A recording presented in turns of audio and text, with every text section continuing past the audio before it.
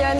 Bonjour. Alors on va parler d'un logiciel mis en place par une start-up française qui permet d'évaluer le visage et de diagnostiquer certaines petites choses de votre visage, de tout un chacun en fait. Exactement. À quoi ça peut servir et par un flux vidéo, parce qu'on connaissait déjà la biométrie, où on est capable de regarder votre visage et de le différencier d'un autre visage, ce qui peut vous donner accès à un endroit, ouverture de porte, etc.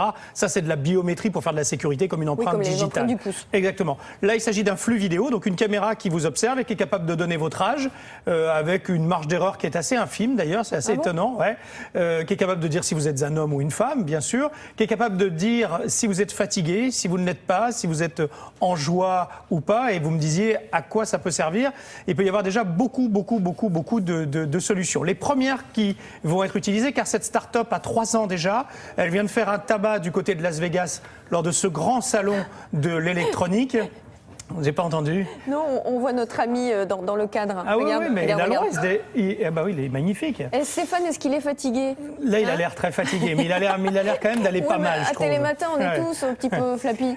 Alors là, vous me disiez à quoi ça peut servir. Il y a déjà 2 applications qui sont sur le point, enfin une qui est déjà lancée, c'est avec les cabines de photos d'identité, je ne cite pas la marque, de telle sorte à ce que lorsque vous soyez en position, on puisse dire attention, cette photo-là, si c'est pour une photo d'identité, elle n'est pas conforme par rapport à ce qu'on attend, vous savez, d'un passeport où on ne doit pas trop sourire, on doit avoir la tête droite, etc. Donc vous dites attention, trop de sourire, souriez moins. Donc ça va être une indication fantastique lorsque vous irez faire dans votre cabine les photos. Et puis la somnolence en voiture, par exemple, avec une petite caméra qui évaluerait vos yeux qui sont en train de se fermer, de papillonner, et qui est un signe de somnolence. Ce sont les premières choses qui vont être lancées.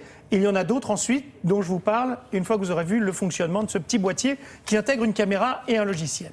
On y va.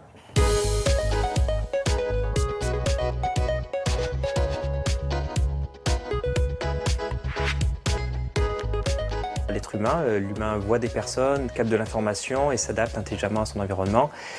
Les objets de notre quotidien ont de plus en plus de caméras. L'idée, c'est que ces caméras, il serait intéressant de les rendre intelligentes de manière similaire à l'être humain.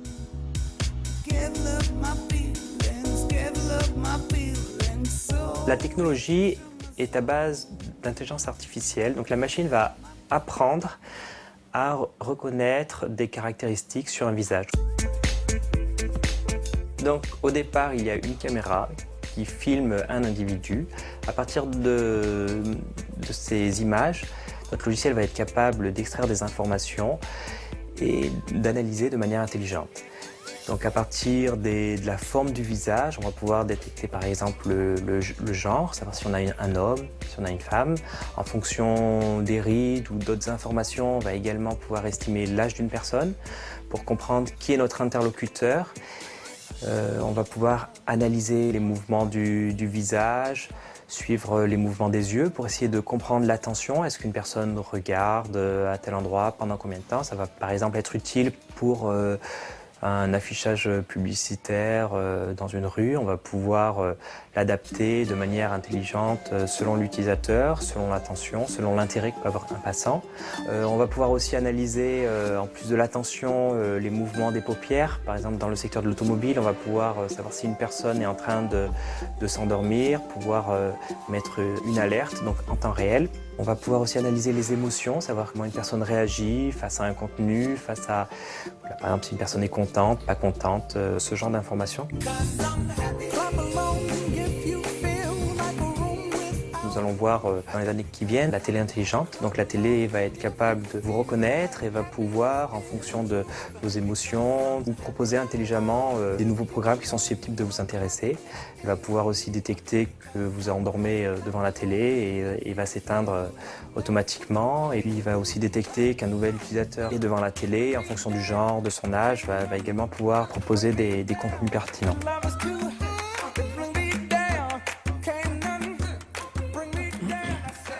Vous avez vu qu'on s'est déjà projeté là. Au début, je vous ai parlé de deux choses qui peuvent arriver assez rapidement. Et là, on est déjà projeté vers l'avenir. Des télés intelligentes. La pub, en matière de pub et de consommation. Exactement, des affichages où on verrait qui regarde. On a déjà sur nos smartphones des détecteurs d'œil. C'est-à-dire que le smartphone sait que vous êtes en train de le regarder.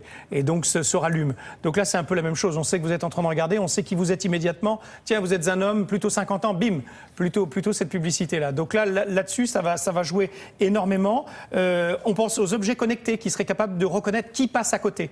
Femme, homme, quel âge, etc. Mais où, par exemple ? Pardon ? Où les objets connectés ? Ça peut être votre objet connecté chez vous. Il peut très bien savoir que c'est vous ou sur votre mari. Sur l'ordinateur, par exemple. Ouais.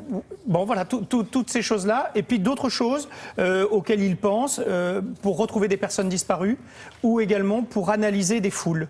Voilà, lors de manifestations ou voilà, pour savoir analyser qui est qui et quelle était la majorité des personnes qui se trouvaient là. C'était plutôt des femmes, plutôt des hommes. Enfin voilà, toutes sortes de différenciations. En termes de sécurité, ça en termes de sécurité, aussi. Évidemment. Mais attention à la protection des données. Je pense que là-dessus, il va y avoir un vrai volet très intéressant parce qu'on ne peut pas faire n'importe quoi avec toutes ces images qui nous concernent directement. Merci beaucoup, Yann.